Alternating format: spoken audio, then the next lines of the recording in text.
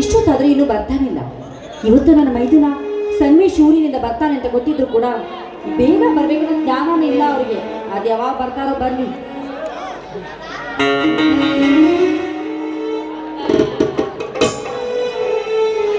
ಜಾನಕಿ, ಜಾನಕಿ ಬರ್ರಿ, ನಿಮ್ಮ ದಾರಿನ ಕಾಯಕ್ಕೆ ಹತ್ತಿದ್ನಿ ಅಲ್ರಿ. ಇವತ್ತು ನನ್ನ ಮೈದಾನ ಸಂಗಮೇಶ್ ಊರಿಂದ ಬರ್ತಾ ಅಂತ ಗೊತ್ತಿದ್ರು ಕೂಡ ಇಷ್ಟೊಂದು ತಡ ಮಾಡಿ ಬಂದಿರಲ್ಲ, ಒಬ್ಬನು ಬರಲಾಗಿದ್ದೇನೆ. ಜಾನಕಿ, ಬೇಗ ಬರೋಣ ಅಂತ ಇದ್ದೆ, ಆದರೆ ನಮ್ಮೂರಿನ ವಾಲ್ಮೀಕಿ ಜನಾಂಗಕ್ಕೆ ಹೊಳೆಯಿಂದ ನೀರಾವರಿ ಯೋಜನೆ ಬಂದಿದ್ದೆ. ಅದಕ್ಕಾಗಿ ಆ ಸಂಬಂಧಪಟ್ಟ ಅಧಿಕಾರಿಗಳು ಸರ್ವೆ ಮಾಡಲಿಕ್ಕೆ ಬಂದಿದ್ದರು. ಅದಕ್ಕೆ ಬರುವುದು ಸ್ವಲ್ಪ ತಡವಾಯಿತು ಜಾನಕಿ. ಒಳ್ಳೇದಾಯ್ತು ಬಿಡಿ. ಬಡತನದಿಂದ ಬಂದಿರುವ ನಮ್ಮ ವಾಲ್ಮೀಕಿ ಜನಾಂಗಕ್ಕೆ ನೀರಾವರಿ ಯೋಜನೆ ಬಂದಿದ್ದು ಒಳ್ಳೇದೇ ಆಯ್ತು. ಆದ್ರೇನ್ ಮಾಡುದು ಜಾನಕಿ, ಬಂದ ಅವಕಾಶಗಳನ್ನು ಸರಿಯಾಗಿ ಬಳಕೆ ಮಾಡಿಕೊಳ್ಳಲಾರದೆ ದುರುಪಯೋಗ ಮಾಡಿಕೊಳ್ಳುತ್ತಿದ್ದಾರೆ ನಮ್ಮ ನಾಡಿನ ಜನರು.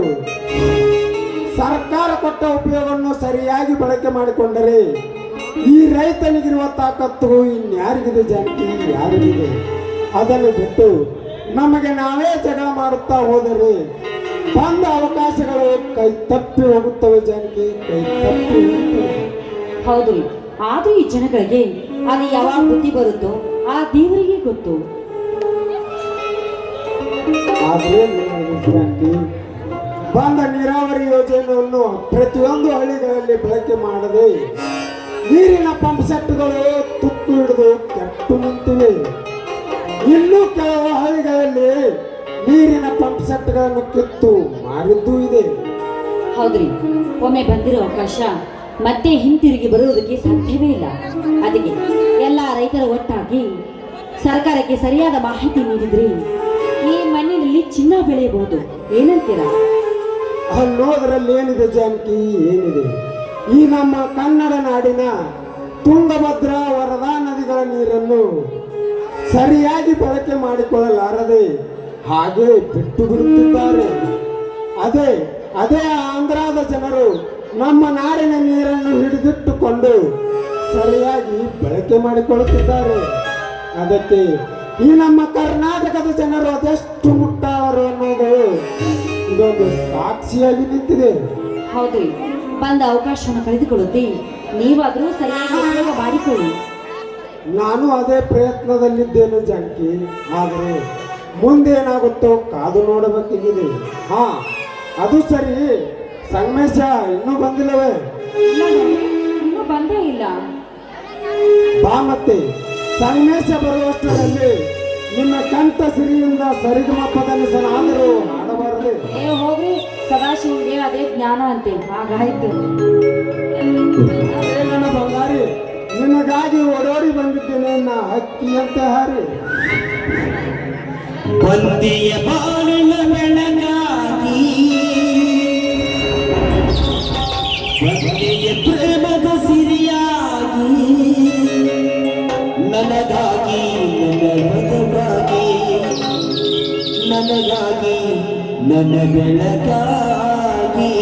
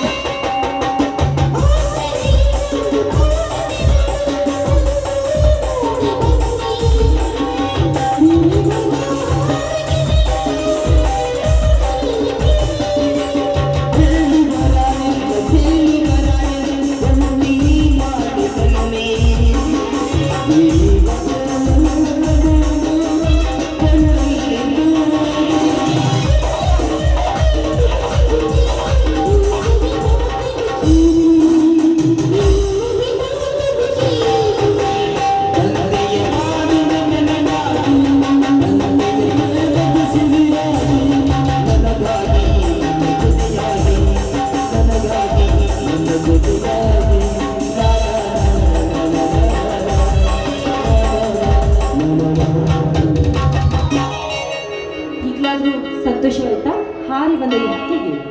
ಜಾನಕಿ, ಈ ಸಂಗೀತ ಯಾರಿಗೆ ಇಷ್ಟವಿಲ್ಲ ಹೇಳು? ಈ ಸಂಗೀತಕ್ಕೆ ಸತ್ತವರನ್ನು ಎಚ್ಚರ ಮಾಡುವಷ್ಟು ಶಕ್ತಿ ಇದೆ, ಅದು ಗೊತ್ತಾ ನಿನಗೆ? ಲಾ ಲಾ ಲಾ ಲಾ ಲಾ ಲಾ. ಅಣ್ಣ ಅತ್ತಿಗೆ ಬಾ ಸಂಗಮೇಶ ಬಾ, ನಿನ್ನ ದಾರಿಯನ್ನ ಕಾಯ್ತಾ ಇದ್ದೀವಿ. ಯಾಕೋ ಬರೋದು ತಡವಾಯ್ತಲ್ಲ?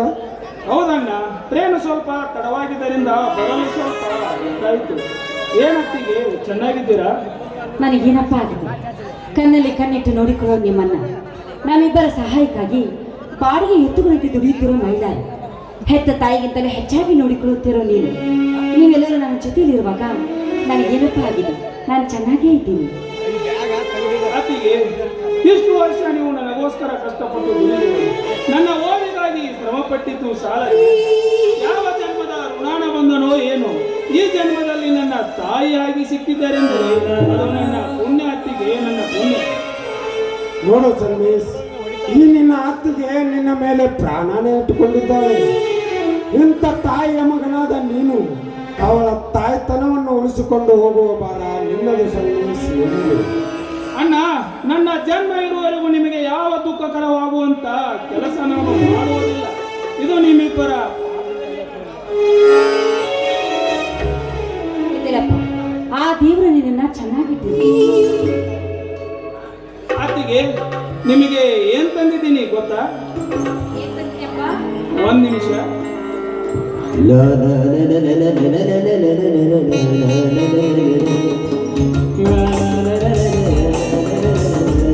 ಅತ್ತಿಗೆ, ಈ ಸೀರೆ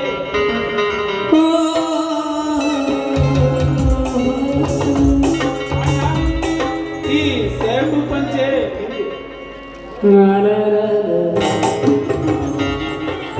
ಅಲ್ಲಪ್ಪ, ಇದನ್ನೆಲ್ಲ ಯಾಕೆ ತರ್ಲಿಕ್ಕೆ ಹೋಗಿದ್ದೆ ನೀನು? ಸುಮ್ಮನೆ ದುಡ್ಡು ಖರ್ಚು ಮಾಡ್ತೀಯಾ? ಈ ಬಟ್ಟೆ ಬರೆ ನಮಗೆ ಯಾಕಪ್ಪ ಬೇಕು? ಹೌದು ಸಂಗಮೇಶ, ಇದೇ ದುಡ್ಡನ್ನು ನಿನ್ನ ಶಾಲೆಯ ಖರ್ಚಿಗೆ ಬಳಸಿಕೊಳ್ಳುವುದನ್ನು ಬಿಟ್ಟು ಇದೆಲ್ಲ ಯಾಕಪ್ಪ ನಮಗೆ? ಅದು ಹಾಗಲ್ಲ ಅಣ್ಣ. ಈ ವರ್ಷ ಕಾಲೇಜಿನಲ್ಲಿ ಸ್ಕಾಲರ್ಶಿಪ್ ಹಣ ಅಂತ 2,000 ರೂಪಾಯಿ ಬಂದಿತ್ತು. ಅದಕ್ಕೆ ಬರುವಾಗ ನಿಮಗೆಲ್ಲ ಬಟ್ಟೆ ತಂದ್ಬಿಟ್ಟೆ ಅಣ್ಣ.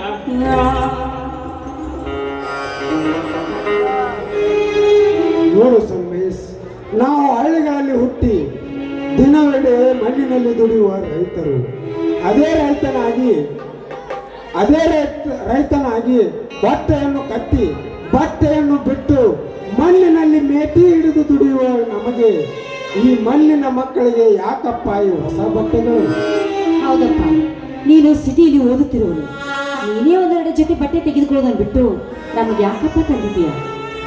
ಅತ್ತಿಗೆ, ಚಿಕ್ಕಂದಿನಿಂದಲೂ ತಾಯಿ ಆಸರೆ ಕಾಣದ ನಮಗೆ ನೀವು ಬಂದು ತಾಯಿಯ ಸ್ಥಾನ ತುಂಬಿ ನಮ್ಮನ್ನೆಲ್ಲ ನಿಮ್ಮ ಹೆತ್ತ ಮಕ್ಕಳಂತೆ ನೋಡಿಕೊಳ್ಳುತ್ತಿದ್ದೀರಲ್ಲ, ನಿಜವಾಗಲೂ ನೀವೇ ಹೆತ್ತ ತಾಯಿ. ಅತ್ತಿಗೆ, ನೀವೇ ಹೆತ್ತ ತಾಯಿ.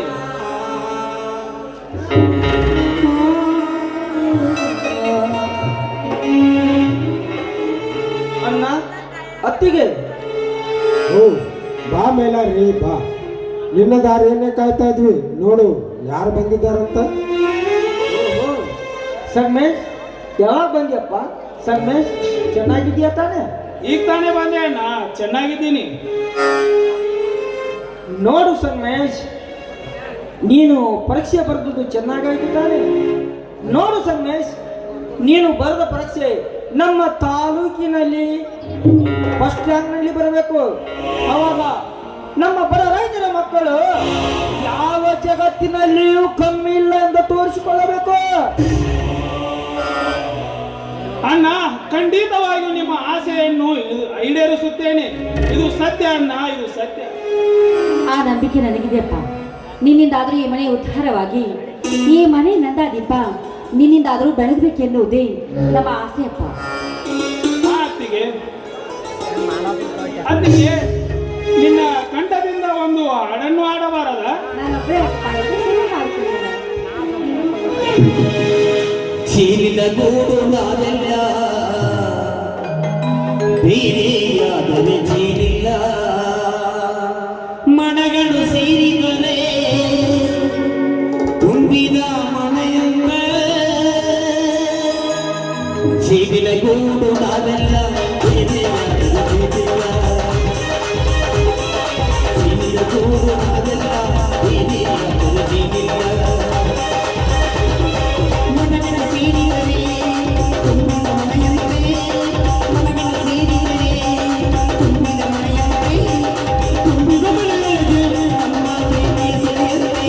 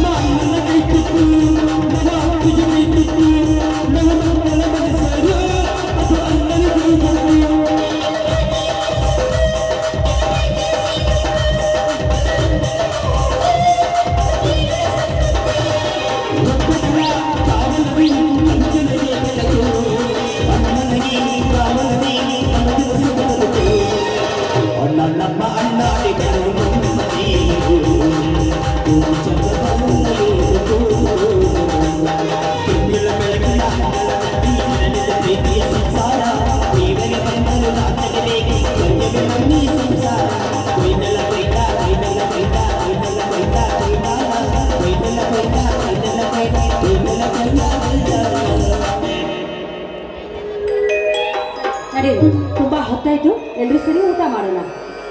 ಆಯ್ತು ನೋಡಿ ಅತ್ತಿಗೆ.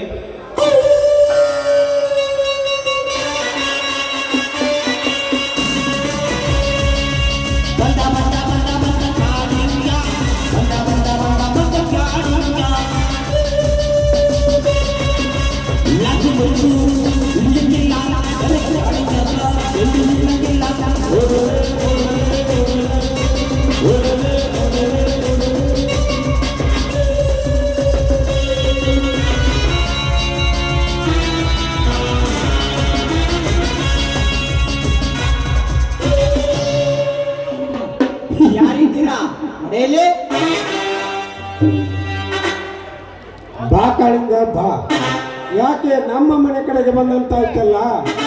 ಯಾಕೆ ಏನಾದರೂ ಕೆಲಸವಿತ್ತೆ?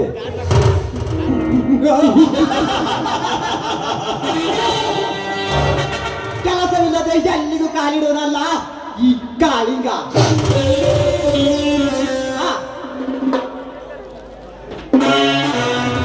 ಈ ನೋಟಿಸ್ಗೆ ನಿಮಗೆ ಒಪ್ಪಿಗೆ ತಿಳಿಸಿ. ಮೈಲಾರಿ, ಇದರಲ್ಲಿ ಏನಿದೆ ಅಂತ ಸ್ವಲ್ಪ ಓದಿ ಹೇಳಪ್ಪ.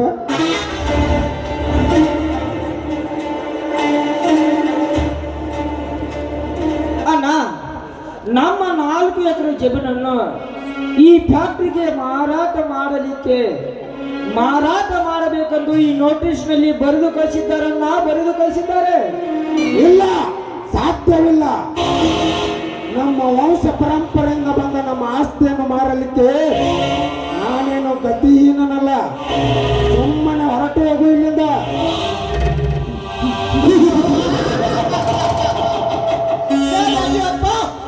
ಜನರಿಗೆ ತಕ್ಕ ಹಾಗೆ ನೀನು ಬಾಳಬೇಕಾದ್ರೆ ಸುಮ್ಮನೆ ನಮ್ಮ ದನಿ ಹೇಳಿದಾಗ ಕೇಳು. ರಾಜನಂತೆ ಬದುಕುತ್ತೀಯ ಮಗನೇ. ಇಲ್ಲವಾದರೆ ಈ ನಿನ್ನ ಸುಂದರ ಸಮಾಜದಲ್ಲಿ ಹೊರಗೆ ಸಾಯುತ್ತೀಯಲೇ. ಏನಂತೀಯ? ಏ ಕಾಳಿಂಗ, ಬದುಕುವ ನಾಯಿ ನನ್ನ ಮಗನೇ. ನಿಮ್ಮ ಸಾಹುಕಾರ ತಿದ್ದದಕ್ಕೆ ಹೆದರೆ ನಾವೇನು ನಮ್ಮ ಹೊಲ ಮಾರುತ್ತೇನೆಂದು ತಿಳಿದುಕೊಂಡರೆ ಅದು ನಿನ್ನ ಮುಟ್ಟಾಳತನ. ಓ ಮನೋಹರ ನಾಯಿ ಈ ಎತ್ತಿನ ನಾಯಿ ನಮ್ಮ ದನಿ ಹೇಳಿದ ಮಾತನ್ನ ಎಂದೇ ಬಂದಿದ್ದೇನೆ ಹೊರತು ಹಾಗೆ ಬಗಲಿ ಹೋಗೋದಕ್ಕಲ್ಲಲೇ, ಬಗಲಿ ಹೋಗೋದಕ್ಕಲ್ಲ. ಸುಮ್ಮನೆ ನಮ್ಮ ದನಿ ಹೇಳಿದ ಮಾತನ್ನ ನೆರವೇರಿಸಲೆಂದೇ ಬಂದಿದ್ದೇನೆ ಹೊರತು ಹಾಗೆ ಬಗಲಿ ಹೋಗೋದಕ್ಕಲ್ಲ. ಈ ನಮ್ಮ ದನಿ ತೋರಿಸಿದ ಪ್ರಾಣಿಯನ್ನ ಭೇಟಿಯಾಡಿ ತಿನ್ನುವುದಲ್ಲೇ ಈ ಎತ್ತಿನ ನಾಯಿ ಕೆಲಸ. ಮಿಸ್ಟರ್, ಸುಮ್ಮನೆ ಇಲ್ಲಿಂದ ಹೊರಟು ಹೋಗು. ಇಲ್ಲದಿದ್ದರೆ ಪೊಲೀಸ್ ಕಂಪ್ಲೇಂಟ್ ಕೊಟ್ಟು ಒದ್ದು ಒಳಗೆ ಹಾಕಿಸ್ಬೇಕಾಗತ್ತೆ. ಪೊಲೀಸ್ ನ್ಯಾಯ ನೀತಿನ ಕಟ್ಟಾಕ್ಬಹುದು, ಸತ್ಯ ಶಾಂತಿನ ಸೊಟ್ಟಾಕ್ಬಹುದು. ಅದು ಸತ್ತು 20 ವರೆಗೆ ಸೆಮ್ಮನೆನಿಸಿರುವ ಕಾಳಿಗೆ ಸರ್ಪವನ್ನ ಅರೆಸ್ಟ್ ಮಾಡುವ ಅಧಿಕಾರಿ ಯಾರಿದ್ದಾರೆ? ಈ ನಿಮ್ಮ ಸುಂದರ ಕೋರ್ಟು ಕಚೇರಿ ನಮ್ಮ ದನಿಯವರ ಜೇಬಿನಲ್ಲಿರುವಾಗ ಯಾವ ಅಧಿಕಾರಿಯೂ ಏನು ಮಾಡಕ್ಕಾಗಲ್ಲ. ಅಧಿಕಾರವಿದೆ ಎಂದು ಮಾತ್ರಕ್ಕೆ ಸರ್ಕಾರವೇನು ನಿಮ್ಮಪ್ಪಂದೇನು ತಿಳಿದಿರುವೆ ಮುಟ್ಟಾಳ. ಯಾವುದೇ ಕಾರಣಕ್ಕೂ ನಮ್ಮ ಜಮೀನನ್ನು ನಾವು ಬಿಟ್ಟು ಕೊಡಲಾರೆವು. ಸುಮ್ಮನೆ ಇಲ್ಲಿಂದ ಹೊರಟು ಹೋಗು. ಸರ್ಕಾರ ಅಂದ್ರೆ ನಮ್ಮ ತನಿ ಅಂದ್ರೆ ಈ ಸರ್ಕಾರ ಸುಮ್ಮನೆ ಹೊಲ ಕೊಟ್ಟಿರೋದು. ಇಲ್ಲದಿದ್ದರೆ ಮಗಳೇ ನಡೆಯುವುದೇ ಬೇರೆ. ಯಾರೋ ನೀನು? ನಮ್ಮ ಆಸ್ತಿನೂ ನಿಮಗೇಕೆ ಮಾರಬೇಕು? ಒಂದ್ಸಲ ಹೇಳಿದ್ರೆ ಅರ್ಥ ಆಗೋದಿಲ್ಲವ ನಿನಗೆ? ಹೋಗಿಲ್ಲಿಂದ. ನೋಡು, ಒಂದು ಗಂಡಸರ ವ್ಯವಹಾರದಲ್ಲಿ ಒಂದು ಬರಬಾರದಂತೆ. ಒಂದು ವೇಳೆ ಬಂದದ್ದೇ ಆದರೆ ಮರ್ಯಾದೆಯನ್ನು ಕಳೆದುಕೊಳ್ಳಬೇಕಾಗುತ್ತದೆ. ಎಚ್ಚರ. ಬಾಯಿ ಮುಚ್ಚೋ ಹುಚ್ಚು ನಾಯಿ. ನಮ್ಮನೆಗೆ ಬಂದು ನಮಗೆ ಎಚ್ಚರ ಹೇಳ್ತೀಯನೋ? ಕೇಳೋ ಮುಟ್ಟಾಳ, ಆ ನಿಮ್ಮ ಧನಿ ಅಷ್ಟೇ ಯಾಕೆ? ಆ ಧನಿ ಅಪ್ಪನಪ್ಪ ಬಂದ್ರು ಕೂಡ ನಮ್ಮ ಆಸ್ತಿಯನ್ನು ಬಿಟ್ಟು ಕೊಡೋದಿಲ್ಲ. ತೊಡಗಿಲಿಂದ.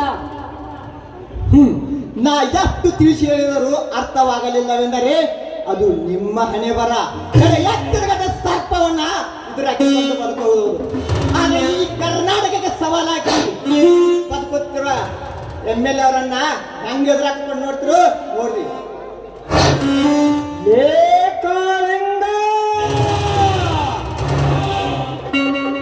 ಈ ಮೈಲಾರಿಯ ಕೋಪದ ತಾಪ ಎತ್ತಿಗೇರುವ ಮೊದಲೇ ನೀನು ಇಲ್ಲಿಂದ ಕಾಲ್ ಕಿತ್ತರೆ ಸರೇ. ಇಲ್ಲವಾದರೆ ಇದೇ ರಮ್ಮನ ಯುದ್ಧದಲ್ಲಿ ಮೊದಲನೇ ಗಟ್ಟಿಗೆ ನಿಲ್ಲದಾಗುತ್ತದೆ. ಹೊರಟು ಹೋಗು ಇಲ್ಲಿಂದ.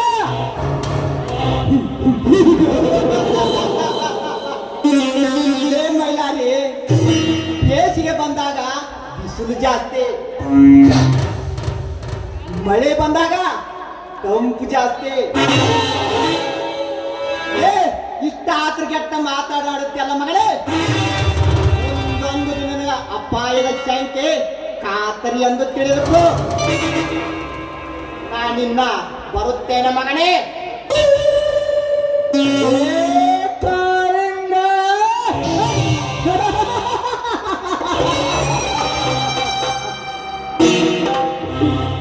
ಹೋಗು ಹೋಗು ಮಗನೇ ಹೋಗು.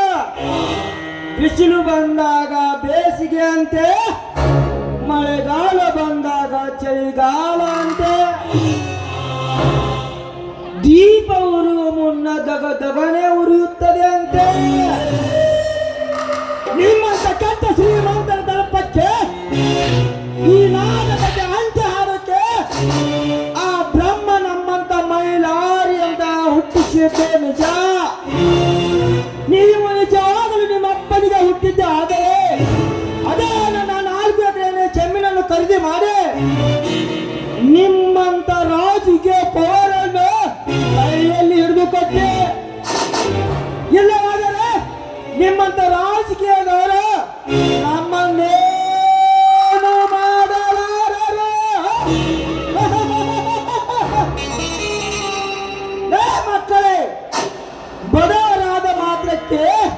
ನಮ್ಮನ್ನೇನು ಅಷ್ಟೊಂದು ಕೀಳಾಗಿ ತಿಳಿದುಕೊಂಡಿರುವೆನಲ್ಲೇ ಮಕ್ಕಳೇ. ಅಲ್ಲ, ಮುಂದಿನ ಪ್ರವೇಶ ನೋಡೋಣ. ಮೈಲಾರಿ, ಈ ರಾಜಕೀಯದವರನ್ನು ನಂಬೋದು ಬಹಳ ಕಷ್ಟ. ಅವ್ರನ್ನ ಎದುರು ಹಾಕಿಕೊಂಡು ಬದುಕೋದು ಅಷ್ಟೊಂದು ಸರಿಯಲ್ಲ. ಅವರು ಯಾವ ಹೊತ್ತಿನಲ್ಲಿ ಯಾರಿಗೆ ಬೆನ್ನಿಗೆ ಚೂರುಚಿ ಹಾಕುತ್ತಾರೋ ಯಾರಿಗೂ ಗೊತ್ತಾಗೋದಿಲ್ಲ. ಅಣ್ಣ, ಇಂಥ ರಾಜಕೀಯದವರು ನಮ್ಮನ್ನೇನು ನಮ್ಮನ್ನೇನು ಮಾಡಲಾರರು. ಅವರ ಮಾತಿಗೆ ನೀವೇಕೆ ಎಷ್ಟೊಂದು ತಲೆ ಕೆಡಿಸಿಕೊಳ್ಳುತ್ತೀರಾ? ಅಲ್ಲಪ್ಪ, ಹಾಗಂತ ಹಾವಿನ ಹೊತ್ತದಲ್ಲಿ ಕೈ ಹಾಕುವುದಕ್ಕಾಗುತ್ತಾ? ಈ ರಾಜಕೀಯ ರಾಕ್ಷಸರಲ್ಲಿ ಬೆನ್ನ ಹಿಂದೆ ಚೂರಿ ಹಾಕೋರೇ ಹೆಚ್ಚಾಗಿದ್ದಾರೆ. ಅದಕ್ಕೆ ಯಾವುದಕ್ಕೂ ನೀನು ಹುಷಾರಾಗಿರುವುದೇ ಒಳ್ಳೆಯದು. ಸರಿ, ನಡೀರಿ, ತುಂಬಾ ಹೊತ್ತಾಯ್ತು, ಮೊದಲು ಊಟ ಮಾಡುವುದಂತೆ. ಆಗಲೇ ನಡೆಯುತ್ತೆ, ಹೋಗೋಣ. ಬಾರಪ್ಪ.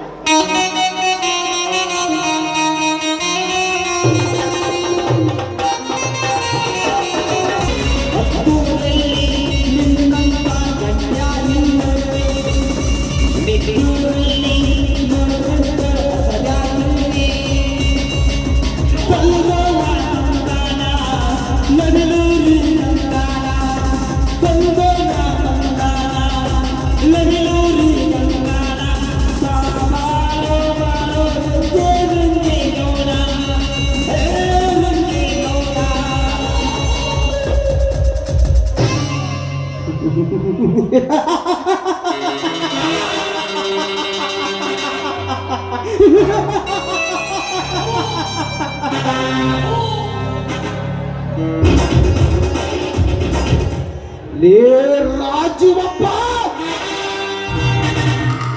ನಾನೇ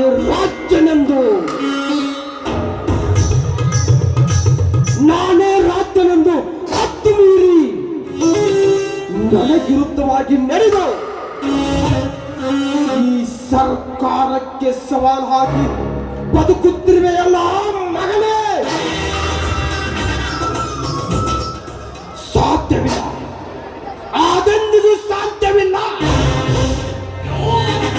ನಾನು ಚತುರ್ದಶ ಭುವನ ಭಯಂಕರನಾದ ಲಂಕೇಶ್ವರ ರಂಗೇಗೌಡ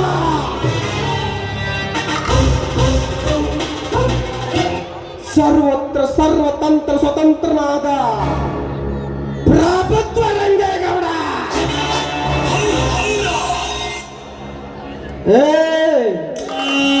ಎಲ್ಲ ಬ್ರಹ್ಮಾಂಡ ತಂಡೋಪತಂಡಗಳಿಂದ ಚೆಂಡಾಡಬಲ್ಲ ಗಂಡು ದಾಳಿಗಳ ಮಂಡಳ ನಾಯಕನಾದ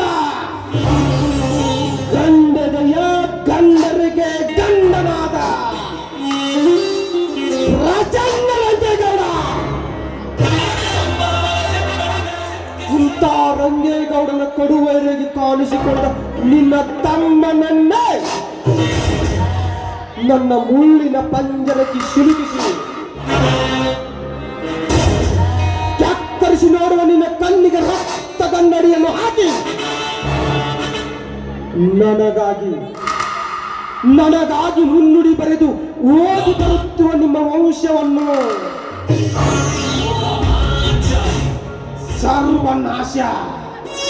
ಸರ್ವನಾಶ ಮಾಡದಿದ್ದರೆ ನನ್ನ ಹೆಸರು MLA ಚಕ್ರವರ್ತಿ ರಂಗೇಗೌಡಲೇ ಅಲ್ಲ.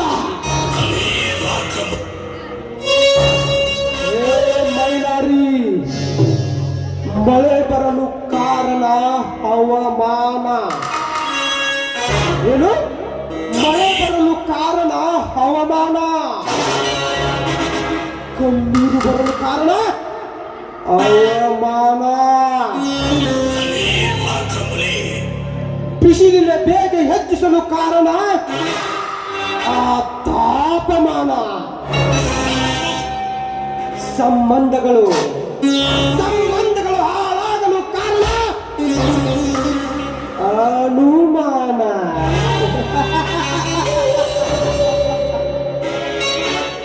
ಏ ಮೈಲಾರಿ, ಮುಂದೆ ನಿನ್ನ ರಾಜಕೀಯ ಸರ್ವನಾಶವಾಗಲು ಕಾರಣ ನನ್ನ ರಾಜಕೀಯ ತಂತ್ರ ಕುತಂತ್ರ.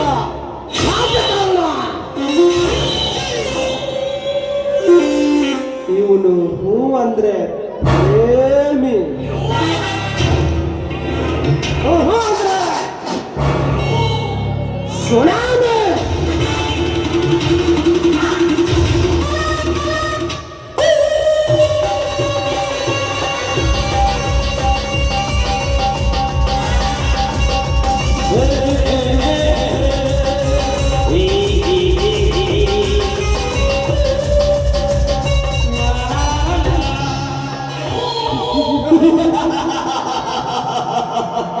ನೋಡ್ರಿ, ವಿರೋಧ ಪಕ್ಷದವರು ಮಾಡಿದ ಹಗರಣವನ್ನ ಹೇಗಾದರೂ ಮಾಡಿ ಮುಚ್ಚಿ ಹಾಕಲೇಬೇಕು ಗೌಡ್ರೆ, ಹಾಕಲೇಬೇಕು.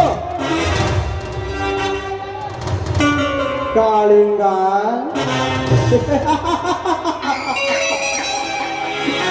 ಏ, ಈ ಸಮಾಜದಲ್ಲಿ ಚಟಗಾರನ ಚಟ ಮುಚ್ಚಬಹುದು, ಆದ್ರ ನಾವು ರಾಜಕೀಯ ಅವ್ರು ಮಾಡಿದ ಹಗರ್ನನ್ನು ಮುಚ್ಚಂಗಿಲ್ಲ. ಹಾದ್ರಗಿತ್ಯರ ಮಾಡಿದ ಹಾದ್ರನ್ನು ಮುಚ್ಚಂಗಿಲ್ಲ. ರಾಜ್ಯ ಆದ್ರೂ ನಾವು ರಾಜಕೀಯದವರು ಹಗರಣ ಮಾಡೋದು ಬಿಡಂಗಿಲ್ಲ. ಮನಿತನ ಮರ್ಯಾದೆ ಬೀದಿಗೆ ಬಂದ್ರು ಹಾದ್ರಗಿತ್ಯರ ಹಾದ್ರ ಮಾಡೋದು ಬಿಡಂಗಿಲ್ಲ. ಈ ಹಗರಣದ ಬಗ್ಗೆ ನೀ ಯಾಕಲೇ ತಲೆ ಕೆಡಿಸ್ಕೊಂಡಿ? ಮುಂದೆ ಅದನ್ನ ನೋಡಿದ್ರಾಯ್ತು. ಹೋಗೋಣ.